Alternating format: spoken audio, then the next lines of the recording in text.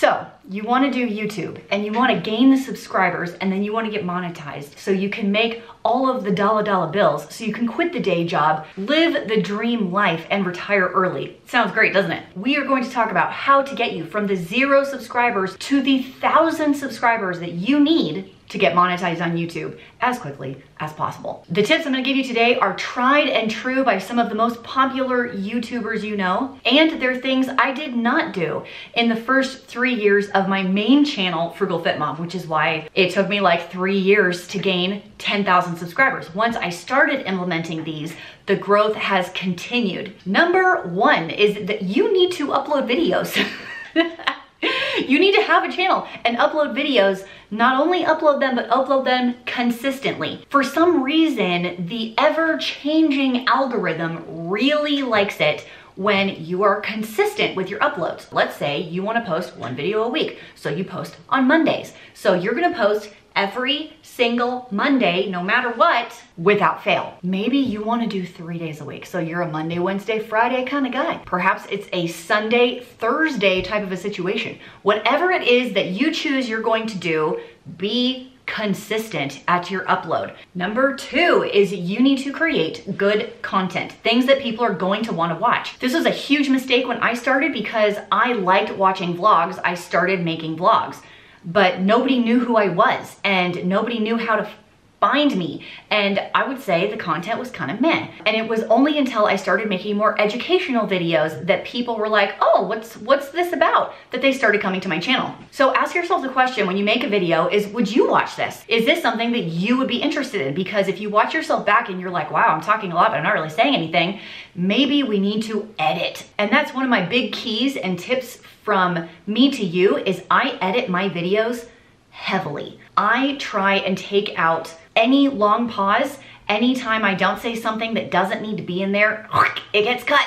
And I only leave the most important parts and the video ends up being pretty good because here's the truth. Sometimes I'm kind of boring, but if I cut out the boring parts of my video, it's a pretty good video. Don't waste your viewers' time, get straight to the point right away. I've been bad about this in the past. We don't need a 4-minute introduction on a video. Say hey, and let's get going with the topic of the video, and that will get people to stay. Which leads us to our next few points.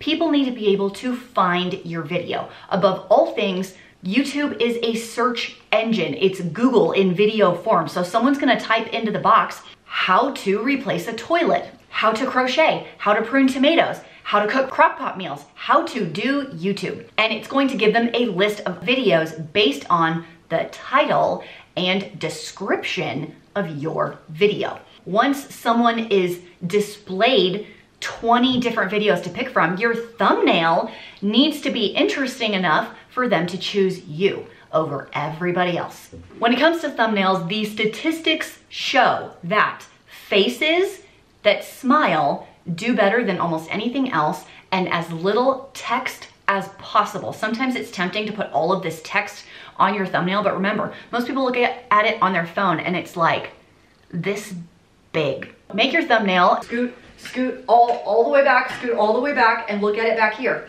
And if it still looks good and engaging when it's little, someone might pick it from something as small as their phone. When it comes to titles, you want to use words that people like are fast, easy, hacks, extreme, organization, clean with me, motivation, what's for dinner. And sometimes, yes, it needs to be a little clickbaity. I will give you an example. Here on this channel, I told my personal story of what it was like to graduate college, not make very much as a school teacher, and live on $1,000 a month while we saved the rest of our paycheck to buy a house. So I titled that video, Living on $1,000 a Month.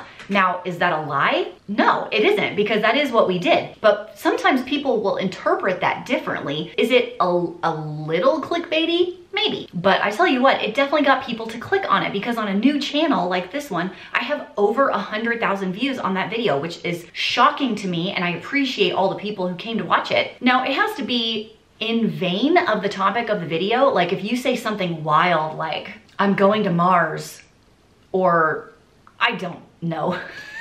Let's say you take my viral video from my Frugal Fit Mom channel. It was 126 meals for $30. It was slightly clickbaity because it was 126 servings, so I flipped the word, but it was accurate. Now, let's say I had used that title, 126 meals for $30, and I did a clothing try on in the video. Like, they're not related at all, so people wouldn't stay to watch the video, and if they don't stay, that's not gonna help you at all. So it does need to be related, but it can be a little clickbaity. For me and my channel, I use the company VidIQ to help me with the back end. They give scores to all titled keywords, thumbnail ideas, and they'll show me other videos that are similar, what they're using, how people are finding them. So I pay $50 a month every single month to use that software program to help me on the SEO, that's search engine optimization, side of all of my videos. I'm not sponsored by them in any way. They don't know that I'm telling you this, but I believe I have a link below if you want to check them out for your own channel. It's been really helpful for me.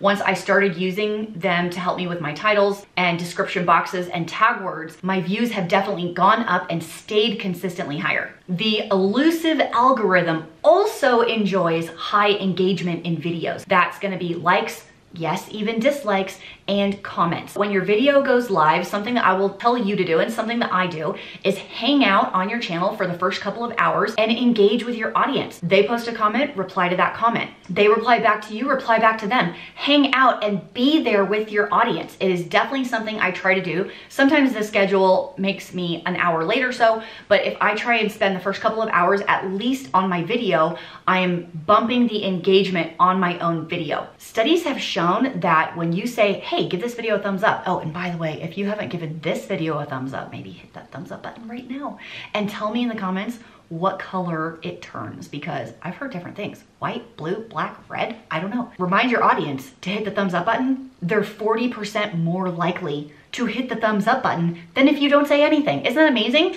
Here is a little trickaroo. If you find other channels that are in your genre, so let's say you do gardening videos, and you go to other gardening channels that are bigger or about the same size, but mostly bigger, and you leave comments on that video, when that video posts like kind of early, other people sometimes watch videos solely to read the comment section. I love the comment section. People on the internet are hilarious. If you go to this garden channel and you type a comment on their video saying how much you like it, or, you know, this blah, blah, blah was awesome, or whatever it is, people will see your comment and then go check out your channel. So if you're not commenting on other people's videos that are in your genre, you are doing yourself a disservice. It is a proven technique that a lot of people use. This next one is something that people do, and it's not illegal. Whether it's ethical or not, I'll leave that up to you. I'm just giving you something that people do. In the tag words of your videos, the keywords that you can type in, you can type the name of other channels that are in your niche. So for me, let's say on my other channel, Frugal Fit Mom, I'm doing a video and it's a cooking video, and my friend Jen Chapin is in that arena. I can type Jen Chapin in the keywords of my video, so if people search for her specifically, sometimes my video will pop up. That is something that people have done with my Frugal Fit Mom channel a lot, because one of the perks about using VidIQ is I can see the keywords that other channels use, and I see my own name in a lot of them. Is there anything wrong with that? I don't know, probably not. It's just a way to get people to find your channel. If you're doing a finance channel, maybe you want to type in Dave Ramsey into your keywords, because that is a hotly searched keyword or topic. Another one would be Meet Kevin. He's huge. You could type in Meet Kevin if you have a finance channel, and maybe they'll find you from that. Here's the thing on YouTube. If you want to extend your reach to as many people as possible, you need to stay away from controversial topics, and it can also affect your ad rates. On YouTube, they're gonna ask you to rate your video based on certain hot topics. So if you're gonna talk about pew-pews, pointy sticks, or if you're gonna say swear words, really, really sad things, tragedy, things like that, it will not be as advertiser friendly as if you just stay away from those topics. If you stay away from those topics, you will be more ad friendly, and YouTube likes more ad friendly, because guess who really likes to make those dollar bills? If you want to know why anybody does anything, all you have to do is follow the money.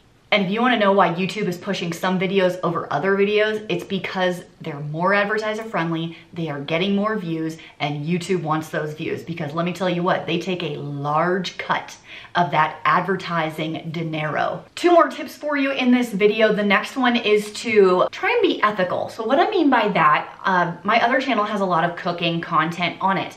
And so what I mean by that is if I get a recipe and I put it on my channel, I'm going to give the person who gave me the recipe credit. So if I find the recipe on Pinterest and it's on a blog, I'm gonna link that blog down in the description box for people to go find. What would not be ethical is if I take that recipe and write it off as my own. Consider that as you take inspiration from other people, other YouTubers. If you want to do a video that's similar to someone else, put your own spin on it. It's okay to gain inspiration, but it's probably less okay to copy them 100%. You don't want to take someone else's video, their words, their recipes, put it basically word for word in your video. Yes, take inspiration. Yes, credit the source, but no, do not copy. And the last thing I'm gonna leave you with is, yeah, I'm gonna repeat myself. As remember earlier when I said edit yourself? Yeah, that's really important. So I'm gonna say edit yourself, take a day, go back and edit some more, show it to someone else,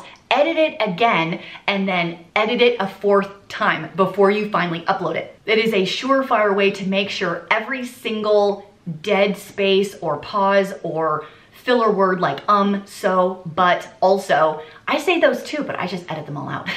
You can use any one of these tips or all of these tips to help you grow your channel as fast as possible so we can hit that 1,000 subscriber and 4,000 hours of watch time so you can monetize. Thanks for hanging out with me today. If you have any other tips I didn't mention today, go ahead and leave them down below so anyone trying to grow their channel can do that. If you have a YouTube channel that you want to share with other people, mention that as well so people in the comments can go and find you. I will see you in the next video.